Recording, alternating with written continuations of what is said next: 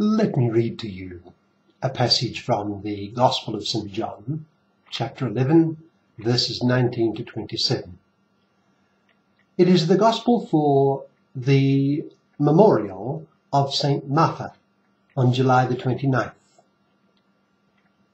St. John writes, "Many Jews had come to Martha and Mary to comfort them in the loss of their brother. When Martha heard that Jesus was coming, she went out to meet him, but Mary stayed at home. 'Lord,' Martha said to Jesus, 'if you had been here, my brother would not have died. But I know that even now God will give you whatever you ask.' Jesus said to her, 'Your brother will rise again.' Martha answered, 'I know he will rise again in the resurrection at the last day.' Jesus said to her, 'I am the resurrection and the life. He who believes in me will live even though he dies, and whoever lives and believes in me will never die. Do you believe this?' 'Yes, Lord,' she told him, 'I believe that you are the Christ, the Son of God, who was to come into the world.'" That's from John chapter 11, verse 19 to 27, for the feast of St. Martha on July the 29th. So let's think of Martha. We are reminded of some very fundamental things on St. Martha's Day. To begin with, there is the simple fact that Martha is venerated in the Church's year as a saint. All readers of the Gospel are aware of the incident in which Martha is described as serving our Lord during one of his visits to her home. Her love for our Lord was one of practical service. Her sister Mary placed herself at the feet of our Lord and spent the time listening to him speaking. And Martha, distracted with all the work of serving, came to our Lord and openly complained not only about her sister, but about him for letting her just sit there without helping, as we read in Luke chapter 10, verse 38 to 42. She was gently corrected by our Lord and told that only one thing was necessary, and Mary had chosen it. It would not be taken from her. Despite, and perhaps because of this correction, it is Martha whom we celebrate every year as a saint.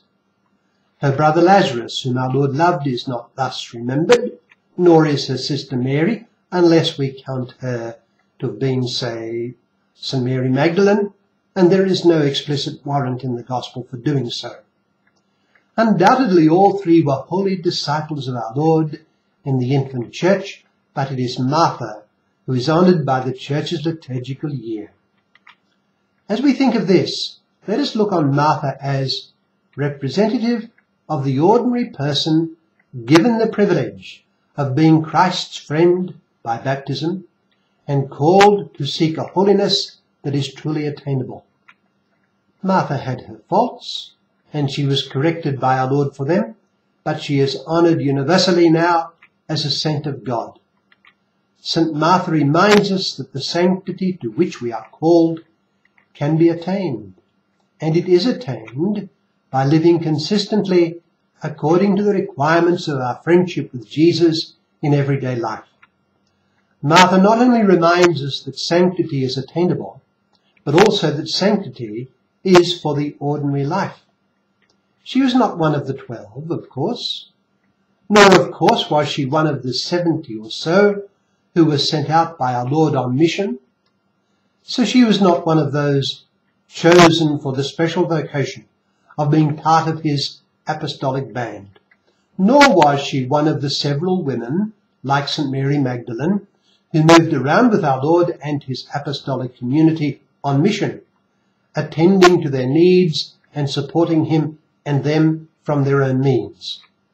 One gathers from the Gospel text that Martha, Mary and Lazarus lived at Bethany and stayed there fulfilling the duties of an ordinary state of life, perhaps running a business, like St. Joseph and our Lord himself previously at Nazareth. Who knows?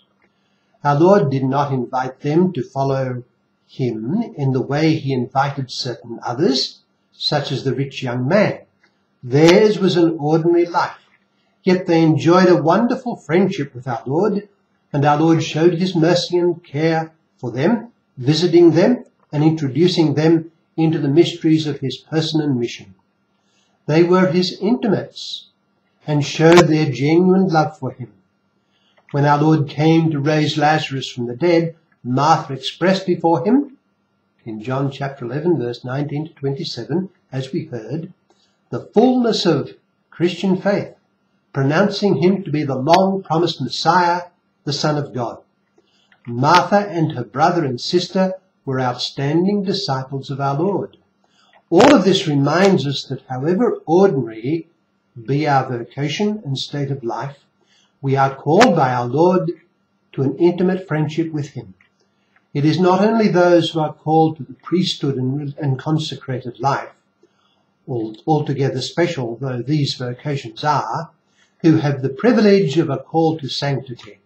St. Martha teaches us that with baptism, sanctity is the vocation of every man, every person. St. Martha reminds us that sanctity is attainable, and it is the calling of all the baptized.